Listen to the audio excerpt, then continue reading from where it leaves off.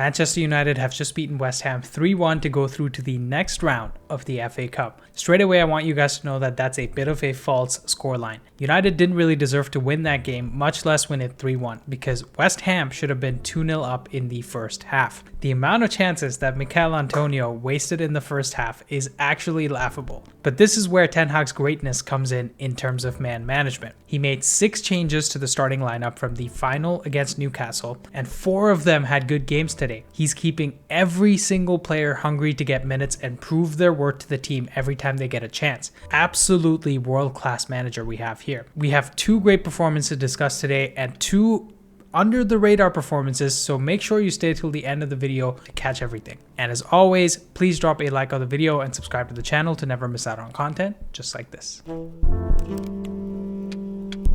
As we mentioned already, Ten Hag made 6 changes to the starting 11 from the cup final win against Newcastle, and that obviously had a big impact on how we played today. So let's start by looking at United in possession. We've discussed many times on this channel how Ten Hag's preferred shape is the 3-3-1-3 that you see on screen here, and he utilizes that primarily when someone like Eriksen is in the team, and when you have a midfield like Eriksen, Casemiro, and Fernandes, have someone like Eriksen dropping into the center back line to dictate the play from the back. But since Eriksen has gotten injured and players like Fred, Sabitzer, and McTominay have come into the starting 11, Ten Hag has used more of a 2-4-1-3 by giving up the deep lying midfielder for an extra defensive presence in midfield. Now obviously we don't have Eriksen at the moment, and Casemiro didn't start today, so with today's starting 11, the 2-4-1-3 would look like this, with Sabitzer and McTominay making up for Casemiro's defensive output in this area, and the system sacrificing some build-up play by not having that extra man in the center back line. But Ten Hag didn't play with this shape either. Surprisingly, he played a more attacking 2-3-2-3 shape that looked like this. So in this shape, Ten Hag opted to play Scott McTominay as the lone CDM in line with Malacia and Dalot, which meant that he was pretty much expected to replace Casemiro's duties. And that meant that Sabitzer and Bruno were playing as 8s or 10s in behind the front 3, and this shape is quite similar to what Arsenal play with Xhaka and Odegaard in these 2 spaces. And this formation is incredibly attacking because in the previous 2 formations that we saw, United attacked with a front 4 plus the 2 fullbacks in support, which makes it 6 attacking and 4 more or less staying back or supporting the attack from deeper areas. In this formation, United attacked with a front 5 plus the fullbacks as optional width, which makes it 7 players in attack and only 3 staying back. So the attacking mindset was clearly there from Ten Hag for this game, but United struggled with the execution of his game plan for several reasons. The first reason was that we couldn't keep a high line because Lindelof and Maguire are just too slow. The entire team was pushed back a few yards just from those 2 being our starting center backs. And their pace was actually exploited several times in the first half as Antonio got in between our 2 center backs and in behind with balls from deep, and we just couldn't deal with him. Number 2, this set of 11 players have never played together before. It's very difficult to establish chemistry and patterns of play when you don't really have good minutes together as a 11. This was effectively our second 11 playing today. And 3, and perhaps the most important, West Ham played really well out of possession in the first half. They looked like the fresher and hungrier team, and they were pressing the life out of United. And based on their performance in the first half, I couldn't tell that they were 16th in the Premier League. West Ham have really struggled to create a lot of goals this season, and it's really hurt them. In their last 10 games alone, they have 4 wins, 3 draws, and 3 losses, but when you look at their XG, they should have 6 wins, 2 draws, and 2 losses. So this is a team that's struggling with confidence, and it really showed in this game today. If we have a performance like that with the second string 11 against a better team who has a lot more confidence, we'd probably lose this game. Our first under the radar performance today is that of McTominay. Yes, you heard that right. Scotty McSauce, the Mick of McFred himself. I know he got a yellow card in the first half and he was taken off by Ten Hag at halftime, but what if I told you that I saw at least 4 things from McTominay today that I've never seen before? You don't have to take my word for it because I have some clips here to show you. We start with West Ham taking a throw in their own half, and while Maguire and Antonio are wrestling each other, McTominay is about to come and win this ball. He lays it off to Anthony, who gives it back to him with a nice drag back.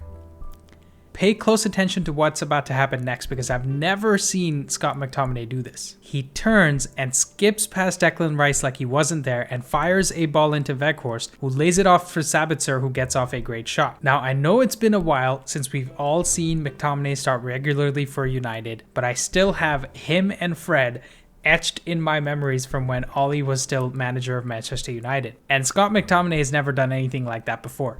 We know his strengths from that time to be shots from the edge of the box and his aerial presence.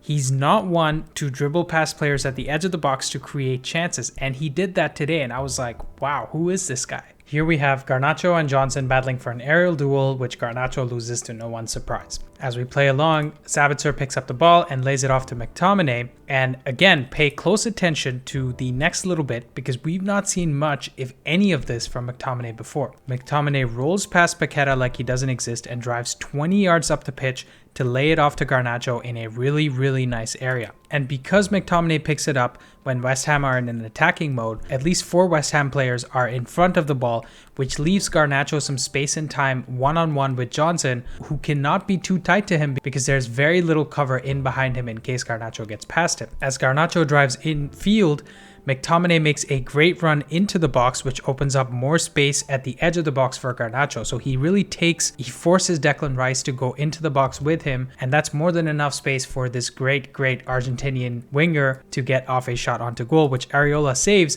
and unfortunately Dalot can't get the follow-up to go in either. I know United fans have always said that McTominay can play as a box-to-box midfielder, but I don't remember him executing this well in a box-to-box capacity under Ole Gunnar Solskjaer. It is great for me to see his development in this aspect, even though he hasn't been playing regular minutes under Ten Hag. Here we have David De Gea with the ball in his own box, and we're about to see some decent build-up play from McTominay. De Gea assesses his options and rolls it off to Lindelof. As soon as he does that, Souček goes up to press Lindelof, who lays it off to Malacia. Now Malacia gets pressed by Fornal, so he plays it off to McTominay in the middle. Now if I pause it right here, and I told you that this is United under Ole Gunnar Solskjaer, you're probably expecting us to concede in the next 5 seconds because either the pass is too short, doesn't have the right weight, and one of these players intercepts it and they're clear through on goal, or McTominay takes a poor touch, gets pressed by one of these people, and they're clear through on goal. But in this case, McTominay takes a calm first touch to get it out of his feet and makes himself a really nice passing angle to Lindelof and plays it off straight out to him.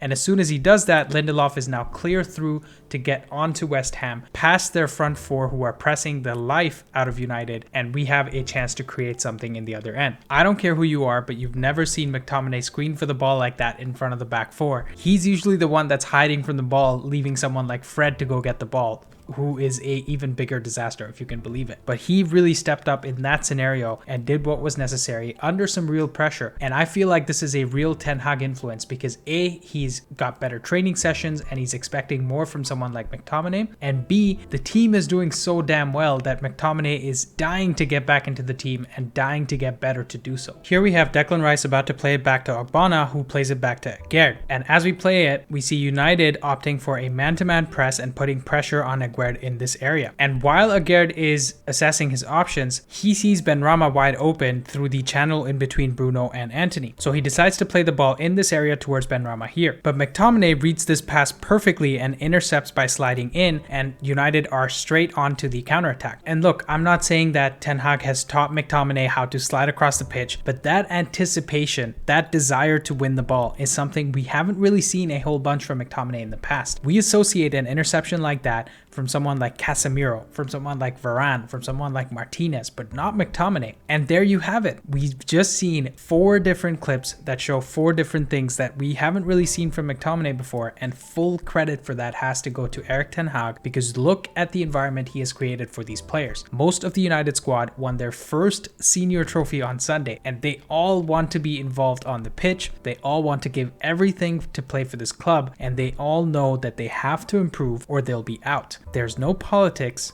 no favorites, just football.